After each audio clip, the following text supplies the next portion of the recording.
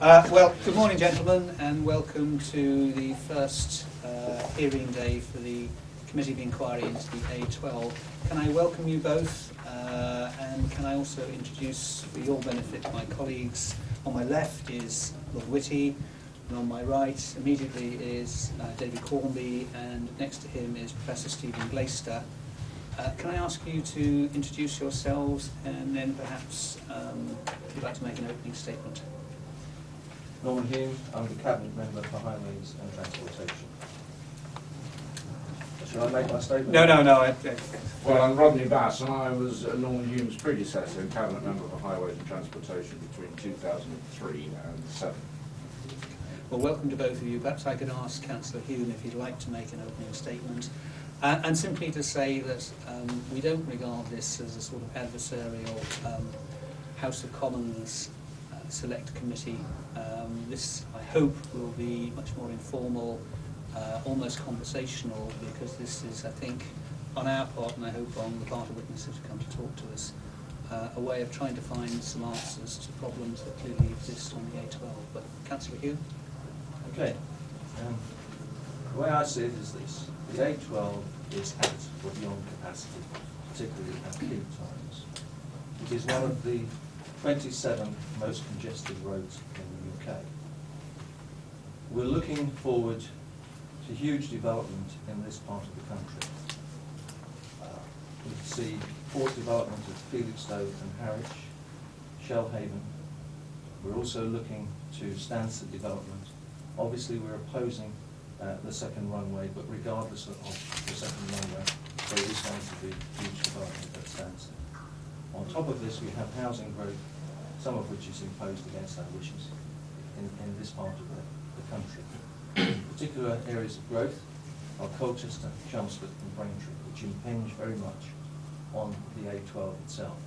The A12 has been developed over a number of years from basically what was a historical route. It is substandard in many ways, particularly in terms of its junctions, the way it moves from 2 to 3 lanes, etc.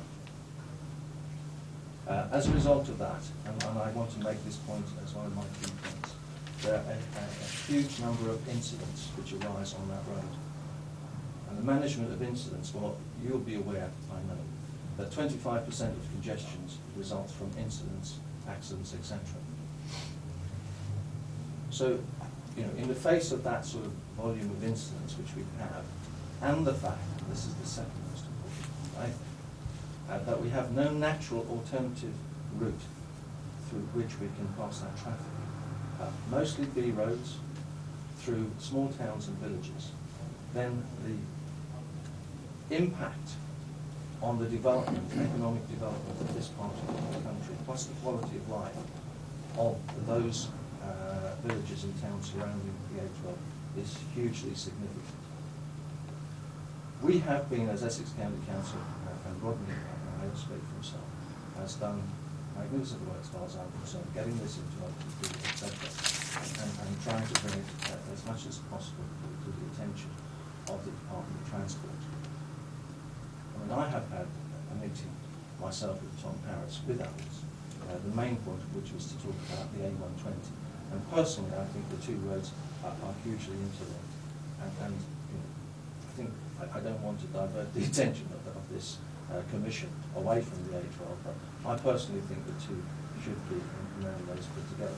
And at that meeting, I tried to impress on the Minister that with the RFA, regional funding allocation, set up as it is, I didn't see there was much possibility of the A120, which was my principal interest, being built in the time frame that was necessary, but also that the A12 could not be built. We are talking about in the region of £1 billion and probably more for those two very vital roads. The regional funding allocation is £105 million currently per annum, and it covers the region, as you probably know all this, of the whole of the east of England. So I think there's a huge case to be made for moving from the RFA allocation for those two vital roads to a national allocation. So if I'll stop at this point.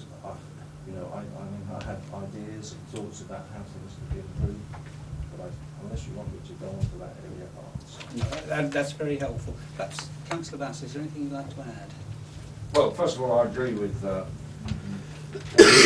Norman has said. I would just like to remind the Commissioner, Sir David, that I did actually write a submission.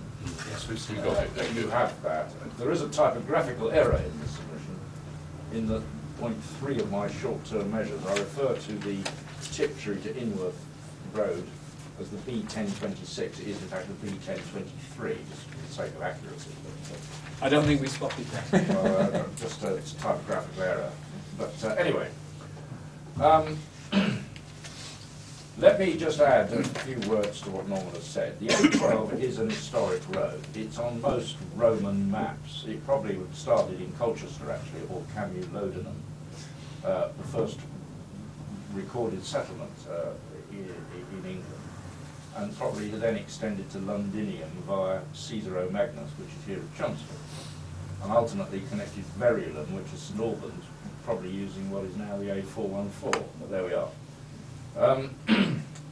The strategic need is actually clear, and I would go further than Norman. I do think the A120 Braintree to the A12 link is a part of that strategic overview of the route needs of Essex, and also the Chelmsford North East bypass. Now, in the case of the A12, what is absolutely vital is scheme preparation, because scheme preparation has, as far as I'm aware, not even started on the whole of the route that we're interested in, which is, of course, Brentwood to Ardley interchange, north of Colchester. And scheme preparation is vital if we are to secure the three-lane widening which is needed along this entire route.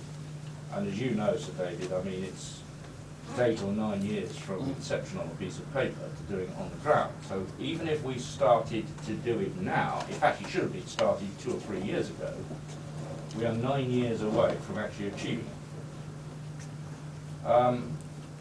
Therefore, the second part of this leg, the A120 Braintree to the A12, preferred route status for that link is absolutely vital. Now, the government has delayed that for 2 years after initial consultation. So all the portents for immediacy are all slipping back.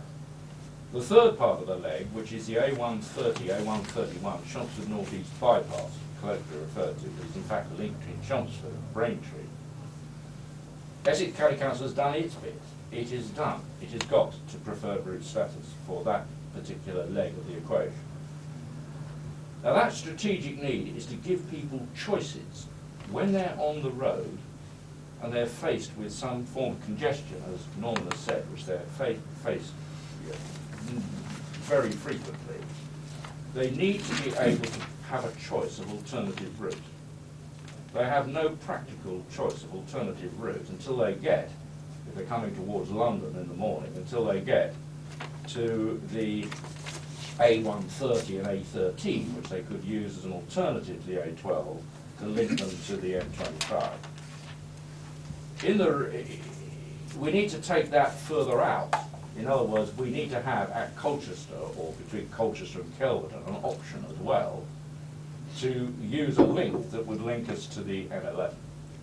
And conversely, in the opposite direction, when the proverbial movement from London takes place to East Anglia every Friday night, there is invariably a problem, and there is no practical alternatives for people. They're just stuck on this corridor, which is, as Norman said, overloaded. So that is what I think is important. The second thing I'd like to say is that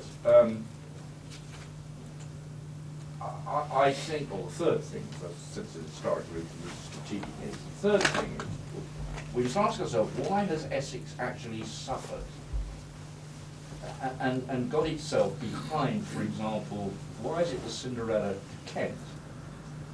And I think the reason for that is because it hasn't, until recently, sufficiently strongly articulated the importance of this route and hasn't worked